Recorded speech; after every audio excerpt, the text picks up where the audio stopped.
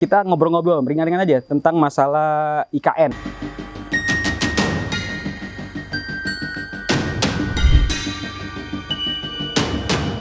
Ibu kota Nusantara nih Om. Karena logikanya gini, itu dikatakan ibu kota Nusantara, lalu mengundang investor. Nah pertanyaannya, jadi semua bangunan-bangunan yang ada itu adalah investasi dari investor menjadi ibu kota Nusantara. Lalu semua perkantoran-perkantoran itu apakah numpang? Nah itu loh, padahal ini tanah-tanah kita, negeri-negeri kita, yang bangun orang asing, lalu kita berkantor numpang sama orang asing.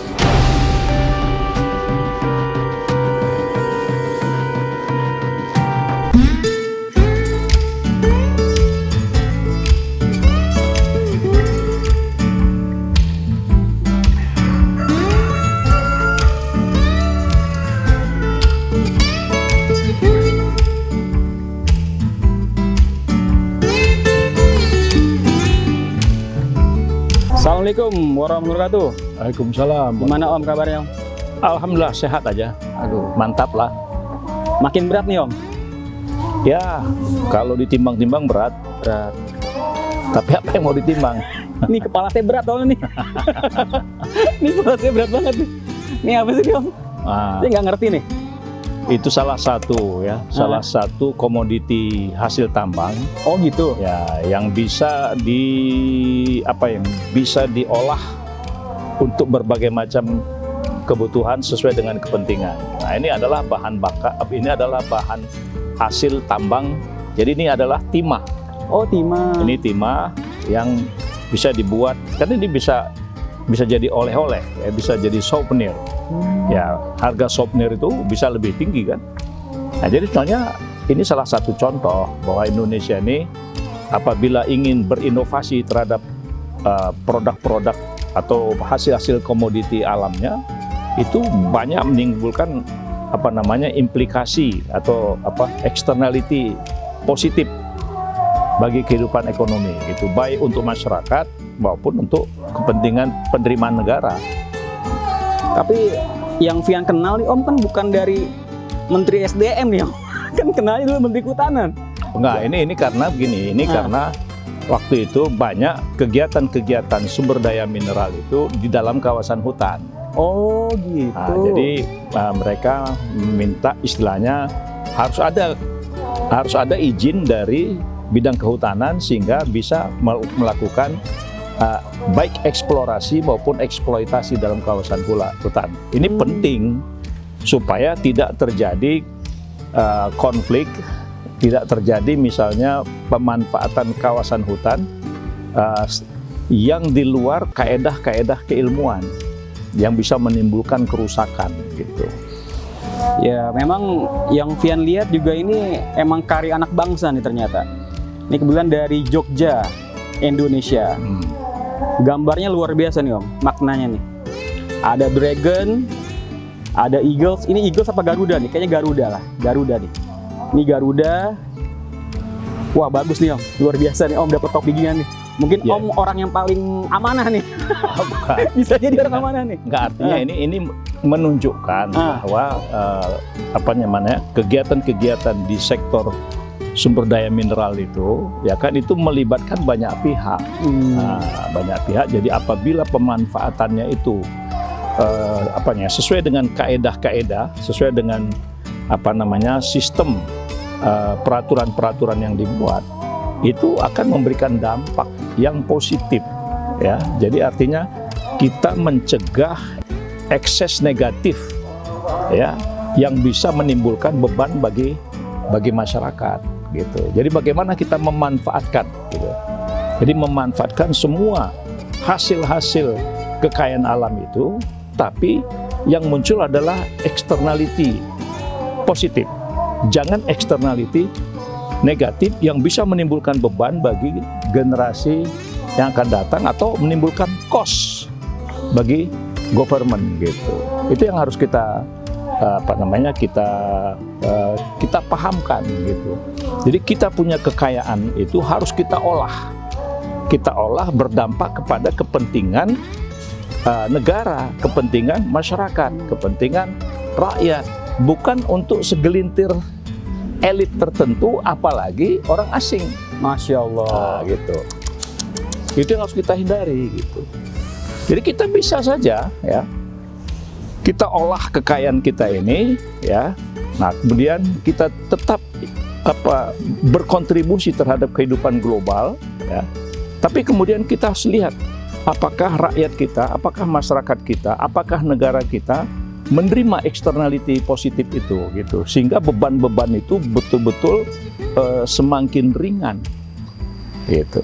Jadi ini dimensinya luas. Jadi ini kan kelihatannya hanya sekedar oleh-oleh, tapi kalau kita lihat gitu kan, bagaimana ilmu pengetahuan terlibat, bagaimana para expert terlibat, bagaimana implikasi terhadap lingkungannya bisa dibikin zero impact misalnya, ya kan?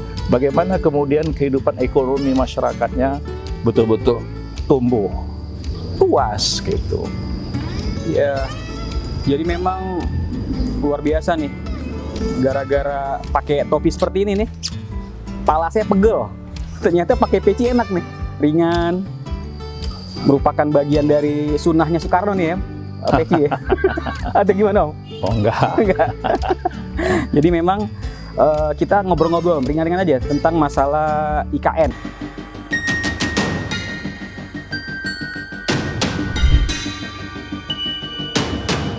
Ibu kota Nusantara nih Om. Jelas-jelas tadi Om Kaban udah jelaskan. Terus gimana nih Om? Paru-paru dunia kita udah mulai nipis nih di Kalimantan itu. Ya gimana, udah banyak pohon-pohon yang ditebang. Padahal gimana ya, saya udah sulit ngomong nih, ya kan? Padahal udah ada Dewan Perwakilan Rakyat Indonesia. Ada namanya daerah 1, daerah 2, terus ada Majelis Permusyawaratan Perwakilan. Ya kan? Terus apalagi tokoh-tokoh ini yang sebagian datang ke Paris Agreement gitu loh. Terus ternyata diundang-undangkan di tahun 2016 itu ada nomornya itu, kalau nggak salah nih, saya baca dari kawan-kawan media nih, Undang-Undang nomor 16 Om. Nah itu maksudnya gimana sih Om? Saya masih awam nih tentang masalah Undang-Undang Paris Agreement ini nih. Begini, kita hidup di satu bumi yang sama. Ya, jadi kita hidup di satu bumi yang sama, kita hidup di satu dunia yang sama. Jadi walaupun ada istilah kita ada Negara Kesatuan Republik Indonesia, ada Republik India, ada United Kingdom, ada United States of America, ya kan? Ada Uni Eropa, ada Afrika. Walaupun tempatnya terpisah-pisah, tapi kita berada pada bumi yang sama. Ya, kita berada pada bumi yang sama. Jadi apapun yang dilakukan ya, yang berhubungan dengan masalah alam ya, misalnya United States of America, mereka punya alam, lalu mereka mengeksploitasi alamnya. Begitu juga apa yang ada di Afrika, mereka mengeksploitasi alamnya. Ya, begitu juga Indonesia. Ya, jadi apalagi benua Amerika, misalnya Amerika Selatan, di situ ada Brazil, pemilik kawasan hutan yang sangat luas di dunia. Jadi semua eksploitasi yang dilakukan itu karena kita berada pada bumi yang sama, ya, dalam rentang waktu tertentu, episode tertentu, apa yang melakukan di sana itu akan berdampak ke kita.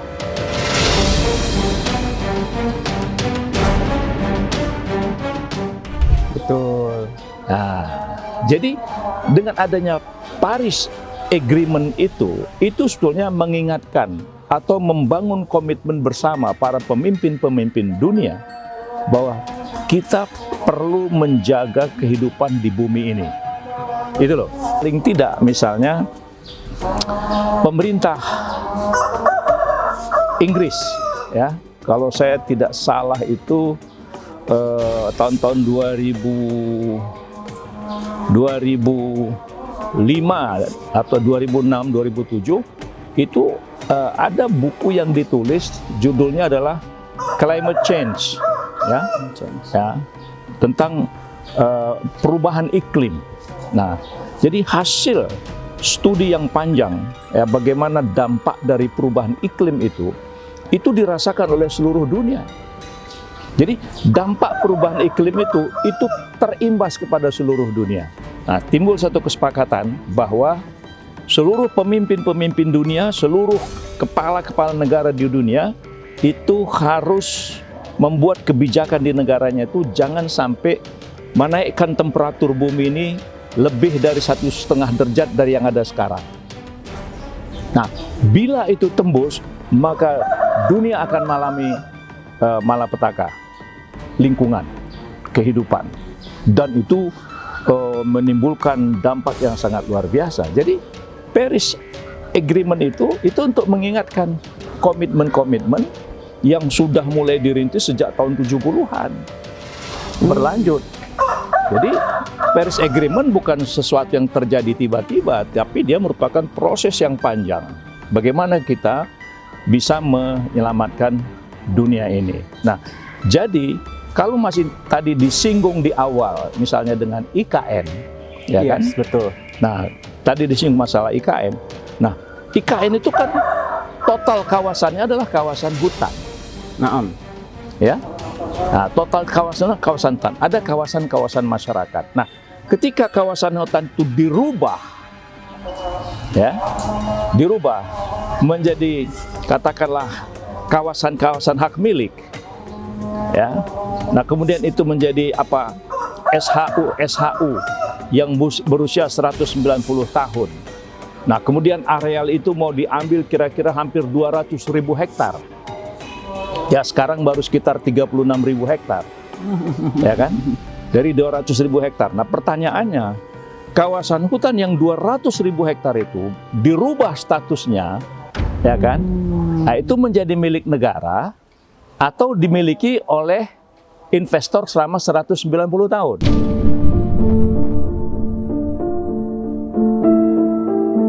Gila. Nah, jadi ini yang sebenarnya perlu kita kritisi. Nah, kemudian dengan ratusan ribu hektar yang nanti berubah, ya kan? Berubah menjadi kawasan perkotaan karena itu menjadi ibu kota negara. Maka timbul pertanyaannya, berapa kontribusinya terhadap perubahan iklim dan menaikkan temperatur bumi? Itu kan harus dihitung. Nah, sementara kita punya Paris Agreement. Berarti setelah kita seenggaknya kita telah mengkhianati nih, Om. Nah, jadi enggak, itulah jadi pertimbangan. Iya dong. Ya. Jadi Calvin mengatakan itu pengkhianatan, tapi enggak, kita harus berpikir rasional, gitu kan? Ketika itu dibuka, naik enggak temperatur bumi ini? Ya, kita agreement tahun 2016 nih. Ya. Terus tiba-tiba nih gini ngomong kabar. Terus pohon-pohon nih yang udah tinggi-tinggi, terus ditebang. Malah mereka ini yang dicorong pemerintah ini bikin IKN, namanya Ibu Kota Nusantara. Padahal kalau secara tema betul Om tadi, itu temanya Green City atau kota hijau. Justru dengan adanya IKN kan, itu kan sekarang ini ya, konsepnya itu kan justru merusak alam yang ada di sana Om. Ya kan? Bukan kembali kepada gimana sih? Tahu sih dari ditebang terus suhu makin meningkat. Dipaksakan nih Om kayaknya. Nah, disinilah kritik ya. Jadi bukan persoalan setuju tidak setuju, ya. Ya, ini bukan persoalan setuju atau tidak. Mengkritisi ketika itu dijadikan ibu kota Nusantara, studi akademiknya ada nggak? Oh, semacam visible studies lah ya. Nah, ada nggak studi akademiknya gitu, ya. Dan perubahan-perubahan status kawasan itu, ya. Jangan nanti begitu ganti rejim, ya, ganti kepemimpinan nasional, ya, itu nanti menimbulkan persoalan-persoalan hukum. Nah, itu loh. Jadi kita ini sudah ada SOP, ya. Jadi standard operation prosedur kita di dalam membangun apapun di negara kita ini itu sudah ada SOP-nya. Nah, saya menilai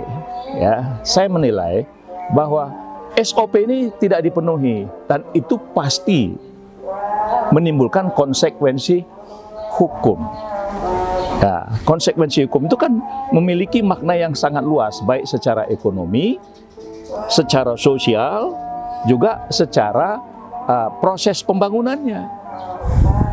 Karena logikanya gini, itu dikatakan ibu kota Nusantara, lalu mengundang investor. Nah pertanyaannya, jadi semua bangunan-bangunan yang ada itu adalah investasi dari investor menjadi ibu kota Nusantara.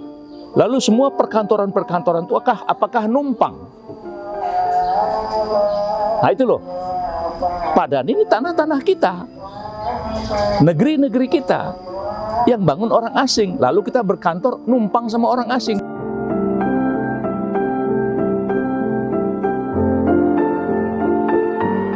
Ini kan harus dikritisi, ya. Ini dikritisi. Jadi artinya kemudian, ketika saya menyinggung tadi masalah externality positif, apakah dengan langkah-langkah seperti itu kehidupan masyarakat yang ada di sana melonjak, menaik tajam, atau mereka tersingkir? Ya Allah. Ya, itu jadi pertanyaan. Jadi ini bukan persoalan setuju atau tidak setuju, tapi mari kita bangun negara ini dengan komitmen bahwa itu menimbulkan kemakmuran dan keadilan. Kan ini yang kita diajarkan sejak kita mengenal huruf ketika bersekolah. Nah, kenapa kaedah-kaedah ini seperti diabaikan? Bukankah ini akan mengorbankan masa depan bangsa, generasi yang akan datang? Karena akan terjadi suasana, ya, perdebatan yang berkepanjangan. Kenapa? Karena tidak diawali dengan kajian akademik dari berbagai macam pakar-pakar dan para ahli. Yang jelas kalau saya menilai bahwa ini mengurangi kawasan hutan Indonesia sebanyak 200.000 hektar. Nah 200.000 hektar itu berapa kontribusinya terhadap penaikan temperatur bumi Nusantara? Itu pertanyaan sesuai dengan permintaan Paris Agreement. Saya nggak bisa jawab, Om. Saya kebetulan cuma jadi interview aja nih, kita di podcast nih, podcast Mulhandi Movement ya. Jadi memang kalau kita back to history, Om, sebenarnya kan dulu ada tuh konsep IKN ya, pindah ibu kota ya. Soekarno pindah ke ibu kota Bukit Tinggi. Jadi gini, ketika pindah ke ibu kota Bukit Tinggi, sebentar. Jadi gini, itu ada sebuah proses ketika negara berhadapan dengan pengakuan internasional setelah Indonesia merdeka. Oh, ya. Gitu. Jadi ketika pindah ke Yogyakarta itu karena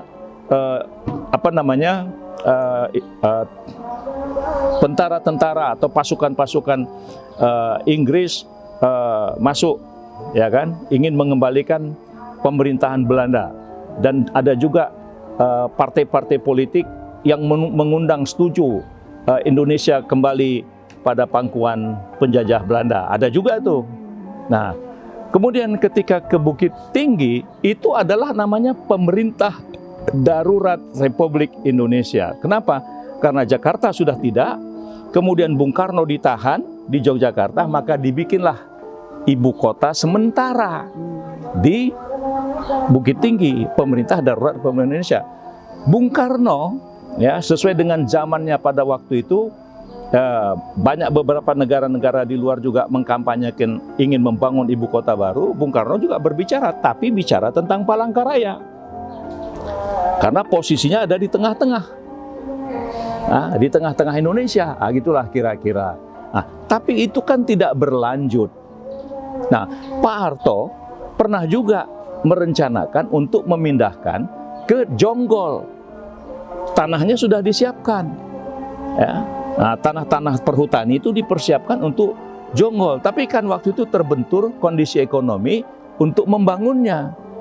Nah, sekarang Joko Widodo tanpa ada studi akademik, ya, tanpa ada perencanaan pembangunan yang jelas, ya, lalu spontan ingin memindahkan ibu kota dan pidatonya mengatakan tidak menggunakan uang negara, tapi akhirnya menggunakan uang negara, lalu kawasan itu mau di SHU-kan selama 190 tahun. Ini bagi kita yang memahami bagaimana bernegara yang bagus, ini kayaknya ada sebuah keanehan. Ya, jadi sekali lagi saya katakan bahwa kita bukan bicara setuju atau tidak setuju, pro atau kontra, ya. Tapi kita berpikir bagaimana masa depan kehidupan kita berbangsa dan bernegara. Itu jelas tidak ada amanat, ya, tidak ada amanatnya. Itu hanya ide spontan. Yang juga saya heran tuh kenapa partai-partai politik, pimpinan-pimpinan partai politik itu diam 1000 bahasa terhadap persoalan itu. Karena itu akan menjadi masalah terus-menerus gitu. Karena kita masa membangun ibu kota negara pakai uang orang asing?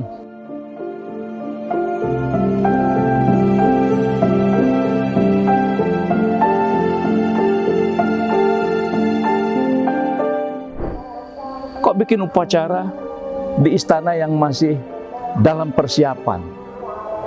Ya, dari segi pembiayaan, ya, membawa pasukan, peserta-peserta upacara, itu kan biaya semua. Ya. Kenapa kita tidak? Saya yakin kalau dibuat di istana di Jakarta itu jauh lebih efisien. Dan dunia melihat itu sebuah kenormalan. Normal. Nah, tapi kalau misalnya dipisah, satu ada di Jokowi di sana, Sama Prabowo lagi situ. Nah, saya saran kalau bisa Menhankam jangan mau. Oh gitu. Ya. Kalau bisa Menhankam jangan mau. Berarti ngikut Wapres ya? Ya. Istana Negara ya? Bukan. Bila perlu Menhankam pimpin yang di Istana Negara. Wah. Lebih seru kalau mau kompor-komporan gitu.